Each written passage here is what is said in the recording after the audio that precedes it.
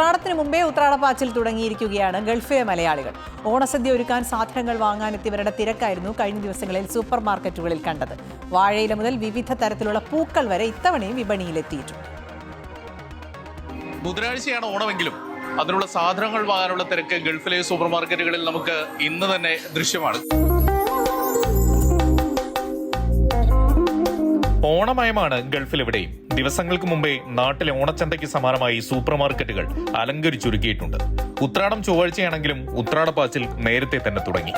ലീവുള്ള ദിവസം സദ്യക്കുള്ള സാധനങ്ങളെല്ലാം വാങ്ങിക്കൂട്ടുന്ന തിരക്കിലാണ് മലയാളികൾ. ഈ വർഷം ബുധനാഴ്ച ആയതുകൊണ്ട് ജോലിയുള്ള ദിവസമാണ്. അതുകൊണ്ട് ഉച്ചയ്ക്കുള്ള ഓണസദ്യ ഉണ്ടാവാൻ സാധ്യതയില്ല. ഞങ്ങൾ ഫ്രണ്ട്സും എല്ലാവരുമായിട്ട് വൈകുന്നേരമായിരിക്കും ഓണം ആഘോഷിക്കുന്നത്. 2-3 വീടുകളുണ്ട്. അപ്പോൾ അവരെല്ലാവരും കൂടെ കുറേശ്ശെ സാധനങ്ങളൊക്കെ ഉണ്ടാക്കി ഒരിടത്ത് വന്നിരുന്ന് നമ്മൾ കഴിക്കുകയാണ് ചെയ്യുന്നത്. എന്ത് വില കൊടുത്തും ചിലർ തിരുവോണം തന്നെ ആഘോഷിക്കുന്നുമുണ്ട്. ഓണസദ്യ ഒരുക്കാനുള്ള വാഴയില മുതൽ കായ വറുത്തത് വരെ എല്ലായിടത്തും സ്റ്റോക്കുണ്ട്. പൂക്കളും ലോഡ് കണക്കിന് എത്തിക്കഴിഞ്ഞു. എല്ലാ വിഭവങ്ങളും ഉണ്ടാക്കാറുണ്ട്.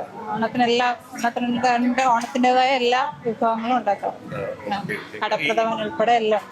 വീട്ടിലെ അമ്മയും കുഞ്ഞൊക്കെ നാട്ടിലാണ്, വർക്കുണ്ട്. അപ്പൊ മോസ്റ്റ്ലി പുറത്തുനിന്നായിരിക്കും കഴിക്കുന്നുണ്ടാവും മിക്കവാറും. നാട്ടിൽ പരമാവധി 4-ാം ഓണം വരെ ആഘോഷിച്ച് ഇക്കൊല്ലത്തെ ഓണക്കാലം തീരുമെങ്കിലും ഗൾഫിലെ ഓണം യഥാർത്ഥത്തിൽ തുടങ്ങുന്നത് അപ്പോഴാണ്. പിന്നെ അടുത്ത ക്രിസ്മസ് വരെ ഈ ഓണാഘോഷം തുടരും. അങ്ങനെ ഒരു മാരത്തൺ ഓണക്കാലത്തിനു കൂടി തുടക്കമാവുകയാണ്. ദുബായിൽ നിന്നും ജെറിൻ ജേക്കബിനൊപ്പം CP വിപിൻ ദാസ്, അമൃത ന്യൂസ്.